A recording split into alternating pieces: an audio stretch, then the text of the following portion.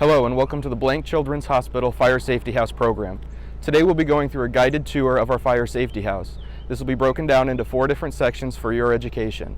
At this point, we'd like you to take a second and pause the video, grab out a piece of paper, a pen or a pencil to help take notes and take part in our challenges. We hope you enjoyed today's video.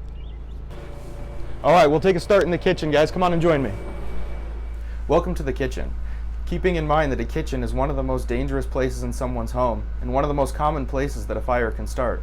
As we go through our kitchen today, I want you to help me identify the 8 things that we have in here that could be dangerous, that could result in a fire, that could result in you getting hurt.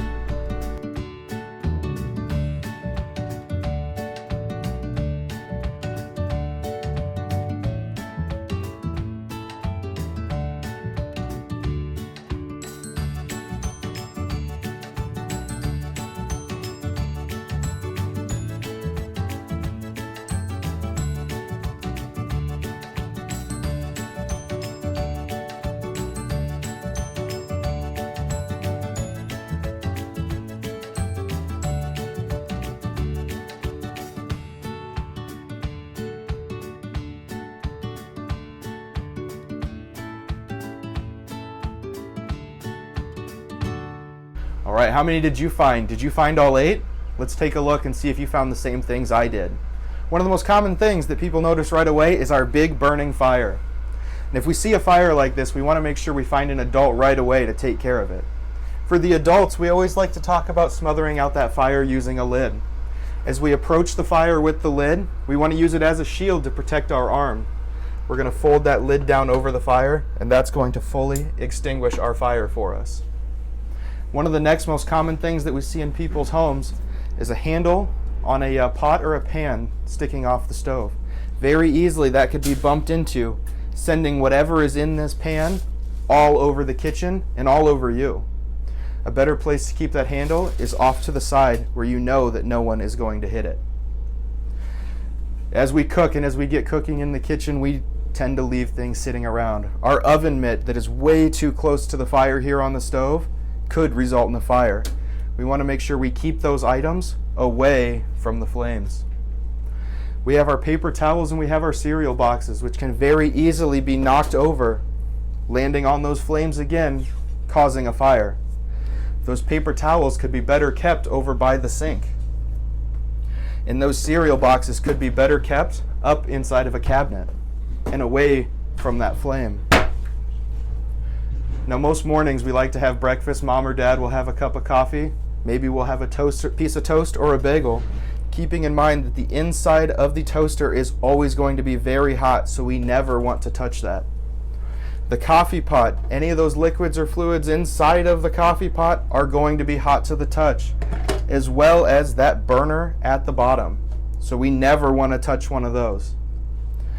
A commonly overlooked part of our fire safety house kitchen is these electrical cords that are way too close to the water that could result in an electrocution. We want to make sure that we keep all of those electrical cords away from our water source. Now, the 8th thing that I noticed, and is usually one of the hardest ones to find, did you guys find it? It's the rag on the oven. Very commonly these can result in fire, as well as if you have a small child that trips, they could pull that open, exposing themselves to all the heat inside of that oven. Also, they could get folded up when you're closing the oven door, causing a fire. Let's keep these rags over by the sink and away from that heat source. As we move into our living room, we like to talk about different things that could cause hazards or burns in the living room. In a lot of living room, we have candles that we leave burning. We should always stay away from those. Now, if someone, an adult, tells us that we can blow those candles out, we never want to look down over the fire because that could cause a burn. If we're going to blow it out, we want to come down from the side to blow out that fire. If we ever come across a lighter or matches anywhere in the home, we want to make sure we stay far away from those. Extension cords can cause a big hazard in someone's home. For example, this one is ours that caused a fire a couple years ago. We want to make sure that we stay away from the extension cords if it is all possible. Parents, does your home have a carbon monoxide alarm inside? Do you have smoke detectors in every room? We want to take a moment to remind you that those batteries need to be changed every 6 months when we change our clocks. Now let's take a second and pause the video, and I want you to walk around and tell me how many smoke alarms you can find inside your house.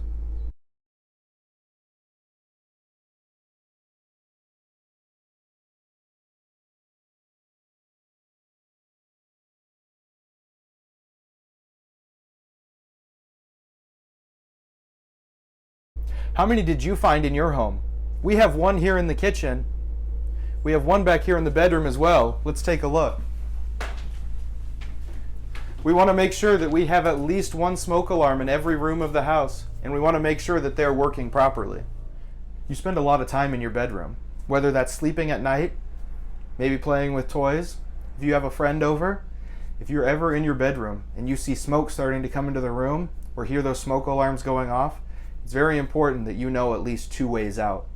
For our bedroom here in the fire safety house trailer, our first way that we're going to try to get out is out of our door. When we go up to the door, if the door is closed, using the back of our hand, we want to feel all around that door and see if the door is hot. If that door is hot to the touch, there is probably fire on the other side.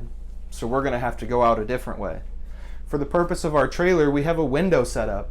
That window, as we can see, is close to the ground, so that might be our next safest option to get out. If we can't get out the window and we can't go out the door, it's very important that we never want to hide in a closet or underneath our bed, because that can make it harder for the firemen to find us. If you are stuck in your room and can't get out, I want you to make as much noise as you can. If you need to bang on the windows, bang on the walls, so that when we get there, we can hear you and we can help.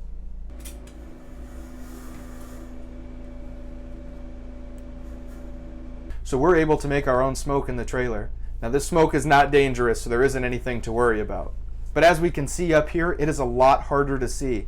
That smoke is thick, and it's also very dangerous. That's why we want to make sure that we can stay low beneath the smoke. It's so much clearer down here. It's cooler.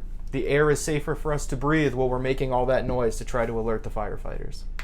Since our bedroom was filled with smoke, we decided that the safest way out was through the window. Now I know at home, I don't have a ladder hooked to the window in my bedroom. But at the Blank Children's Hospital, Hannah Geneser, Learning Center and Safety Store, you can get a ladder that's very similar to this to help you safely get out of your bedroom. Now let's head to our meeting spot where we're going to meet our family. So our family has decided that the safest place for us to meet in the event of an emergency is going to be this tree. Now we decided this years ago. We picked this tree because it's further away from the house if there's a fire. We're going to be out of the way if any of the firemen need to be doing their jobs, and we're far away from a roadway so we don't have to worry about cars. Thank you for taking the time to tour the Fire Safety House trailer with us today.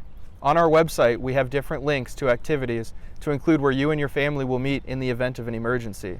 If you'd like us to come to an event near you, that information will also be on our website. Thank you again for taking the time to go through the tour with us today.